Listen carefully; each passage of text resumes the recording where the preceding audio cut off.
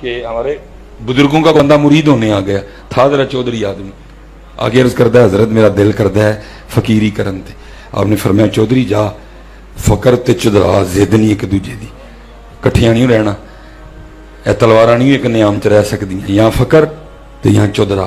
فیصلہ کر کے سیرے سانو دسی انہیں عرض کی نہیں حضور فیصلہ کر کے ہی آیا ہوں فقر فرمایا ٹھیک ہے بہ جا پھر اتنے بالے حضرت جی ساری رات لنگی سیرے آ کے عرض کردہ حضرت کو سبق آپ نے فرمایا بعد چ ویکھنے تینوں کیڑا سبق دینا ہے بیعت اتنے جا کے وہ جیسے اب فلیش سسٹم ہے نا اس طرح نہیں ہوتا تھا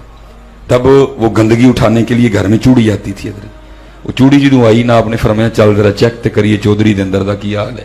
آ جانے تھوڑا جہا گند چودھری تے سٹی انہیں جانے نے تھوڑا جہا گند چودھری تے سٹیا چودھری اٹھ کے پی نہیں گیا جڑیاں جڑیاں گالاں چودھری نے یاد سن کو 4 5 واری انہیں کڈیاں پیرا نے کہا اوہ بہت حالات خراب نے اندر والے وما ابرئ نفسی ان النفس لامارۃ بالسوء ہیں بہت حالات خراب نے تھوڑی دیر بعد چودھری پھر آیا حضرت جی سبق آپ نے فرمایا سبق چودھری جی ہے ہی ہے جو اپنے پنڈو مانگ کے لے آنا تسی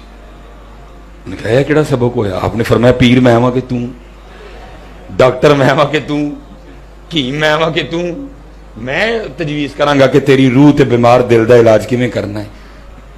انہیں کہا ٹھیک ہے سارا علاقہ سی جی جان دے سن لوگ کسی دی جیب چوں آپے کڈ لے کسی نے انج دیہڑے وچ چودھری صاحب نے لاکے دے ٹھیک ہے جی راتی آندے ہم بشکڑی پیسیاں دی بن کے لے آیا آپ نے فرمایا ٹھیک ہے اگلے دن پھر آیا سبق جی آپ نے فرمایا نال دے پنڈ جا اتھوں بھی لے آیا تیسرے دن فرمایا تیجے پنڈ جا چوتھے دن چوتھے پنڈ جا پنجویں دن پنجویں پنڈ جا ہن جو دور جاندا جائے نا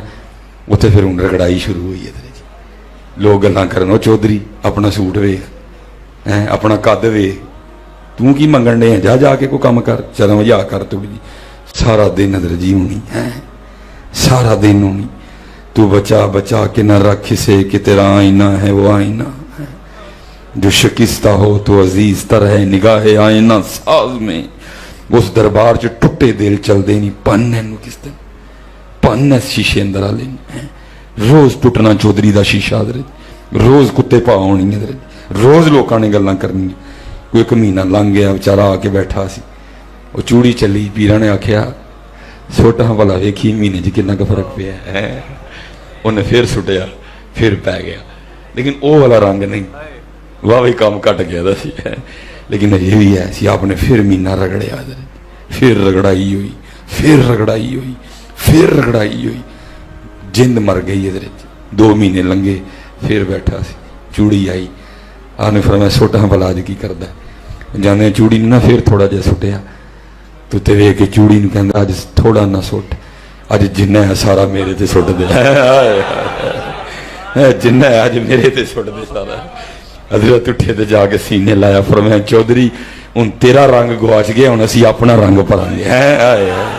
پتر اپنا رنگ گوانا پینا میاں پھر مدینے دا رنگ بھریا جانا جی بٹ جٹ گجر مہر مارنا پینا پتر جی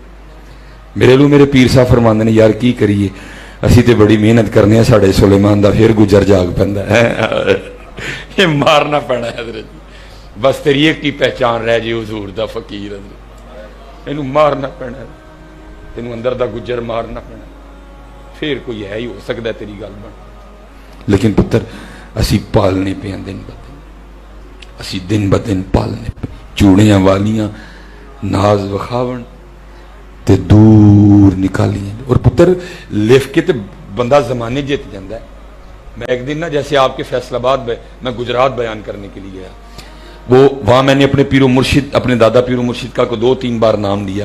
ایک بندہ آ گیا انہوں آ کے کہندا جی تسی حکیم صاحب رحمت اللہ تعالی دا نام لیا کی نسبت ہے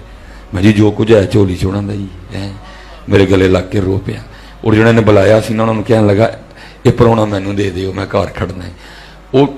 ان کی اچھے خاصے تھے میں کیمرہ لگا میں اس سے آگے نہیں جاؤں گا اچھے خاصے تھے وہ انکار ہی نہیں ہوا مجھے گھر لے گئے بہرحال مختصر بات مجھے سناتے ہیں کہتے ہیں جی اللہ دا شکر ہے اینیاں میریاں رائس ملاں نہیں چولاں دی اینیاں میریاں ملاں نہیں اللہ نے مجھے 7 پتر عنایت کیتے 6 بھرا 7واں ابا جڑا آخری سی نا او ذرا ڈنگا نکل آیا اور اینا کہ ڈنگا نکلیا کہ ایک دن لڑائی چودے کلو کسی دا پتر مر گیا اور دا پتر مریا وہ بھی تگڑا کیس ہویا میں بھی پیسہ روڑیا انہوں نے بھی روڑیا اینڈ آیا کہ جج نے میرے پتر نو سزائے موت لکھ دیتی ہے जवान पुत्र की मौत किदे कोलों हजम हुए। पैसे तो मैं बड़े ला बैठा सा। कहते ने मैं एक दिन बैठा कोई कुछ दरवेश यार सी मेरा, उन्हें कहा चौधरी जी थले ते जोर ला बैठे हो, उनको इंज दा बंदा लभू जिदा उत्थे जोर चलता है। बाकी कोई कहानी नहीं जी। कहते ने मैं लग पिया, लेकिन वही गल दिल दा महरम मिलदा ना नहीं, जो मिलदा सो गर्जी हूँ। कहते ने जिदे कल गया उन्होंने पैसे का भुखा पाया। कहते फिरदे फिरदे मैं एक दिन हकीम अब्दुल्लाही रहमतुल्लाही तआला मेरे दादा पीरो मुर्शिद कहते ने मोहना कल आ गया। आके मैं बैठा बाहर लैंड क्रूजर खलारी राडो पाई दी, काला फाला सूट पाया, परफ्यूम सारी मैं डुद्दी दी। ते बाबे होरां ने एक नज़र मेरे अल वेखी ते पुछया जी, कहते ने मैं दसिया जी फलाना चौधरी ते मेरिया इन्नियां मिलां ने। उन्हें कहा उस तो बाद नहीं बाबे ने गल की कोई। कहते ने मैं क्या इत्थे को गल बनेगी है। कहते ने मैं अगले दिन फिर उस तो अगले दिन, लेकिन हजरत ने कोई गल नहीं करनी। उधर सजाए मौत नेड़े आन डई दी। मैं बड़ा परेशान, यार सजाए मौत नेड़े आ गई है, बाबा गल ही कोई नहीं करता है। कहते ने मैं क्या चलो कल वेखांगे की हुंदा। कहते ने मैं अगले दिन फिर आया तो बाबे होरी बोल ही पे, भाई जी रोज़ ही आके बह रहिंदे हो, खैर तो है। कहते मैं शुक्र किया बाबे ने पूछया तो है। कहते ने मैं अर्ज की हुजूर इस तरह पुत्र है तो उहदे कोलों किसी का पुत्र मर गया तो बड़ा पैसा मैं लाया, सजाए मौत हो गई। किसी ने कहा कोई इंज दा लभ जिहदा उत्ते जोर चलता है तो हुजूर हाज़र है, तो दुआ करो कि पुत्र रिहा हो जाए। कहते हैं मैनूं अगू फरमान लगे चौधरी जी इलाज तो है वे, लेकिन तुसी करना नहीं है, लेकिन जे करोगे तो असीं भी लिख के देन नूं तैयार हाँ कि मुंडा रिहा हो जाएगा। चौधरी कहता है मैं क्या जनाब मुंडिया हो जाएगा मुंडा। कहते हैं मैं क्या चौधरी जी असीं पहले कहण डे मुंडा रिहा होएगा, लेकिन इलाज तुसी नहीं करना कोई। कहते हैं मैं अर्ज की हुजूर हुकम की इलाज है। कहने लगे रोज़ तुसी मस्जिद च जाना है तो नमाजियों दी पहले जुत्तियां सीधियां करनियां ने, फिर नमाजियों नूं पवाउणियां भी हैं। तो जिस मस्जिद च एक बार यह काम कर लो ना दूजी बारी नहीं करना, नवी मस्जिद च जाना। कहते ने मैं गुस्से ना उठ खलोता। मैंने कहा जनाब सत्ते वड कत्तन तो कोई गल नहीं, लेकिन ना है मेरा ना है सत्ते मरजन फड़ के मेरे को नहीं होंदा है। कहते ने मैं बड़े गुस्से ने निकले, आके लैंड क्रूजर च बैठा पराडो च, ड्राइवर ने कहा मारो सल्फ बाबा पौ गया। कहते थोड़ा जिहा अगे गया तो पुत्र की मुहब्बत ने ना फिर लत्ता फड़ लई मेरी। दिल च ख्याल आया चौधरी बाबा कहता पुत्र रिहा होएगा, मैं लिख के देन नूं तैयार है, कर ला जुत्तियां सीधियां।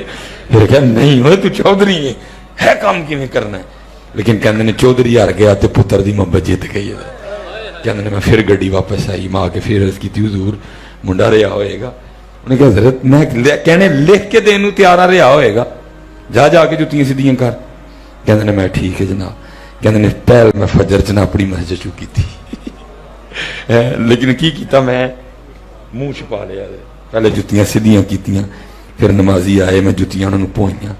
जोर वेले अगली, असर वेले अगली, मगरब वेले अगली, शाह वेले, हर नमाज चौधरी मरे अंदर दादर, हर नमाज तो बाद चौधरी तकबीरां फिरन दे। कहते ने खैर करदे मैं एक दिन कुल्लू वाला आ गया,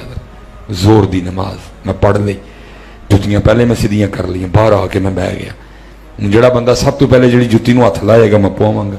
एक बंदा आया उन्हें आके एक जुत्ती नूं हथ लाया, मैं फड़ ली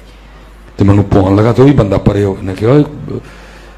बजुर्गो की करन दे, चिट्टी दुध तुहाडी दाड़ी है, क्यों मैनूं गुनाहगार करदे हो। कहंदे ने बस मैनूं भी रोण आ गया और मैं रो के उन्होंने कहा मैं यार दुआ कर मेरे रब नूं भी मेरी चिट्टी दाड़ी ते रहम आ जाए। कहंदे बंदा कहंदा है बजुर्गो की होया उत्ते ते जरा वेखो कौन हो तुसीं। कहने उत्ते वेखना तो कौन है, वही भाईया जिहदा मुंडा मेरे मुंडे ने मारिया सी। उन्होंने वेख के कहंदा चौधरी है की। कहंदा मैं रो पिया और मैं कहा तेरे को कख नहीं, वाकई जुल्म होया है, मेरे पुत्र ने तेरा नाक पुत्र मारे है, तेनू कख नहीं मैं आखना, तू केस किया तू जित गया, सजाए मौत हो गई मेरे मुंडे नूं, मैं तेनू कख नहीं आखना है, मैं तो रब मनान निकलिया वा, दुआ कर मेरा रब मन जाए। कहते ने फिर वो भी चौधरी आदमी से है। उन्हें कहा चौधरी जे तू इन्ना लिखे है तो मैं भी चौधरी हाँ, जे तू इन्ना लिखे है तो मैं भी चौधरी हाँ, उठ सिरे लिख के दिना वा तेरा मुंडा माफ किया। चूड़ियां वालियां नाज विखावन दूर निकालियां जा, चिक्कड़ परियां इज्ज वहावन ते कुर्ब हुजूर पावन। आज जी मेरा पुत्र आज जी بڑا بچیو غرور و تکبر تو. اللہ اللہ